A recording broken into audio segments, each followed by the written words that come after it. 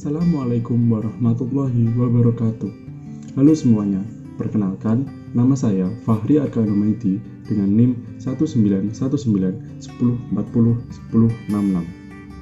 Saya adalah mahasiswa di Prodi Teknik Kimia Fakultas Teknik Universitas Jember. Tujuan saya membuat video ini adalah untuk tugas pengganti UAS mata kuliah Proses Industri Kimia dengan dosen Ibu Ari Susanti, ST.MT. Saya akan menjelaskan salah satu alat yang penting dalam industri migas. Alat tersebut adalah heat exchanger. Oke, kali ini saya akan menjelaskan suatu alat yaitu heat exchanger.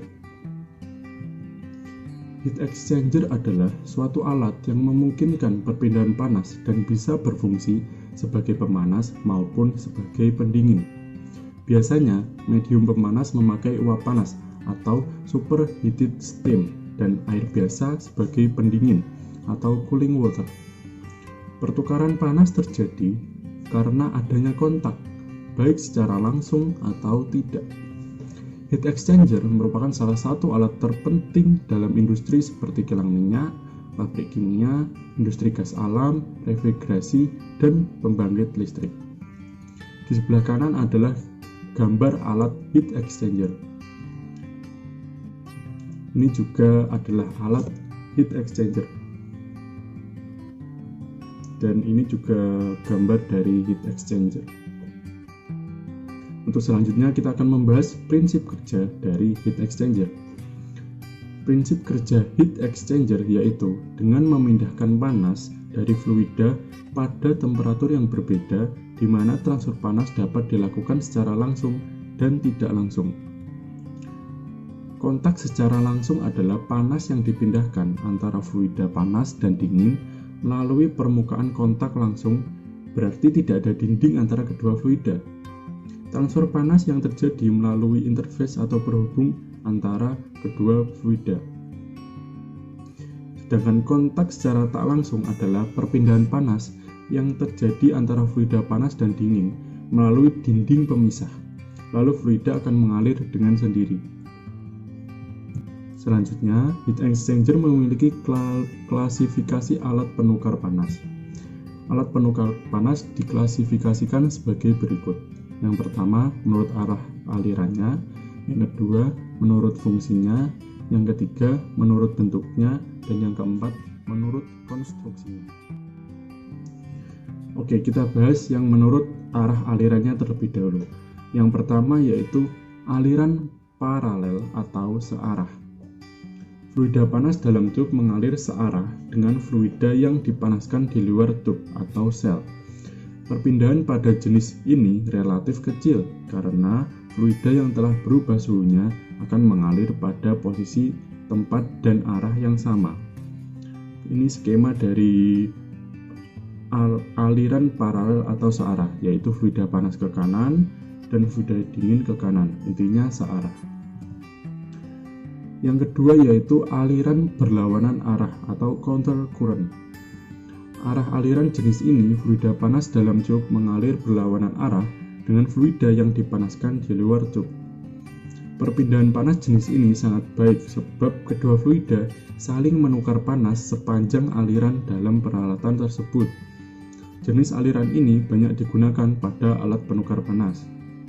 Skemanya yaitu fluida panas ke kanan dan fluida dingin ke kiri, intinya berlawanan arah. Yang selanjutnya yaitu arah aliran melintang atau cross flow. Arah aliran ini, fluida dalam tub didinginkan dengan arah melintang oleh fluida yang didinginkan. Untuk jenis aliran ini biasa menggunakan fin tube dan banyak dipakai fin fan dengan pendinginan udara. Perpindahan panas yang terjadi lebih kecil bila dibandingkan dengan arah aliran yang berlawanan. Skemanya seperti itu. Yang satu ke kanan, yang satu ke bawah, melintang. Oke, selanjutnya klasifikasi heat exchanger menurut fungsinya. Yang pertama ada cooler. Cooler memiliki fungsi mendinginkan liquid atau gas-gas dengan water atau air. tetapi dapat pula dengan udara dalam air cooler. panas yang terjadi adalah panas sensibel. Yang kedua yaitu kondensor. Fungsinya mengembungkan uap atau campuran uap. Panas yang digunakan adalah panas laten. Yang ketiga, partial kondensor. Fungsinya mengembungkan hanya sebagian dari total uap yang masuk. Liquid hasil kondensasi dipakai sebagai reflux. Yang selanjutnya yaitu heater. Fungsinya memanaskan fluida atau memberikan sensible heat pada liquid atau gas dengan condensing steam. Yang selanjutnya yaitu heat exchanger. Heat exchanger sendiri menjalankan dua fungsi. Yang pertama memanaskan fluida dingin, dan yang kedua menggunakan fluida panas yang didinginkan. Fungsi ini hampir tidak ada loss dari panas yang ditransfer. Yang selanjutnya yaitu chiller. Memiliki fungsi mendinginkan fluida pada suhu yang rendah atau bahkan rendah sekali dengan menggunakan water atau air. Fungsi selanjutnya yaitu superheater yang memiliki fungsi memanaskan uap di atas suhu saturation. Yang terakhir yaitu boiler, memiliki fungsi dihubungkan di dasar kolom vaksinasi untuk memperlengkapi pendidih. Heating medium dapat steam atau hot process fluida. Klasifikasi selanjutnya yaitu menurut bentuknya. Bentuk yang pertama yaitu shell and tube exchanger. Suatu heat exchanger dengan pipa yang besar atau shell berisi beberapa tube yang kecil. Shell and tube exchanger lebih banyak digunakan karena perpindahan panasnya relatif cukup besar. Yang selanjutnya yaitu double pipe heat exchanger. Suatu heat exchanger dengan suatu pipa berada dalam pipa lain yang lebih besar yang konsentrik atau beberapa pipa kecil dalam pipa besar. Untuk memperbesar permukaan perpindahan panas, biasanya bagian luar pipa kecil dipasang fin di sekeliling bagian luar pipa atau fin tube. Bentuk selanjutnya yaitu box cooler. Suatu bentuk heat exchanger dengan suatu susunan pipa coil atau beberapa bandel pipa dimasukkan ke dalam box yang berisi air. Yang selanjutnya yaitu air cooler atau fin fan. Fungsinya menurunkan temperatur tanpa perubahan fase dengan menggunakan udara sebagai media pendingin. Yang selanjutnya yaitu bentuk tube flow. Suatu alat heat exchanger terdiri dari pasangan tube yang bagian utamanya yang bagian luarnya saling berhubungan dengan fin fluida, yang satu mengalir pada tube yang lain, sedangkan fluida yang lain mengalir pada pasangan tube yang tadi secara berlawanan arah. Oke, kita masuk ke yang selanjutnya yaitu komponen utama heat exchanger. Komponen yang pertama yaitu shell. Shell merupakan badan dari heat exchanger, di mana terdapat tube bundle. Pada exchanger jenis shell and tube terdapat fluida yang menerima atau melepaskan panas. Yang dimaksud dengan lintasan yang dilakukan oleh fluida yang mengalir ke dalam melalui saluran masuk atau input nozzle melewati bagian dalam shell dan mengelilingi tube kemudian keluar melalui saliran keluar atau outlet nozzle. Komponen utama yang selanjutnya yaitu tube. Tube merupakan media penghantar panas antara zat alir panas dengan zat alir dingin.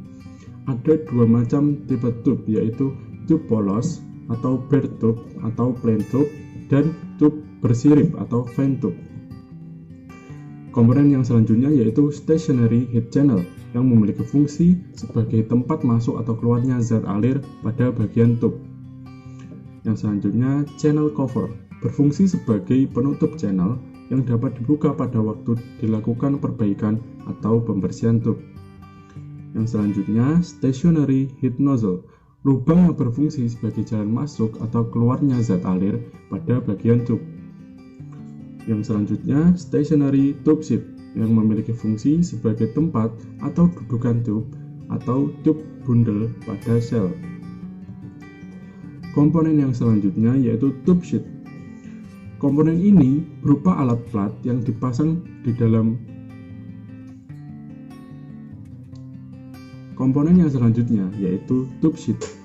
Komponen ini berupa alat plat yang dipasang di dalam tube untuk membagi aliran fluida tube bila diinginkan jumlah tube pas lebih dari satu.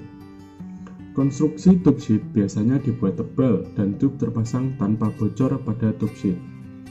Komponen yang selanjutnya yaitu baffle. Baffle digunakan untuk mengatur aliran lewat sel sehingga turbulensi yang lebih tinggi akan diperoleh dan memperbesar perpindahan panas yang terjadi. Komponen yang terakhir yaitu tie rod. Tie rod digunakan untuk pengikat sistem baffle menjadi satu dan tetap pada posisinya. Secara umum, tie rod dapat mempertahankan jarak antara tube sheet dan baffle serta sambungan tube.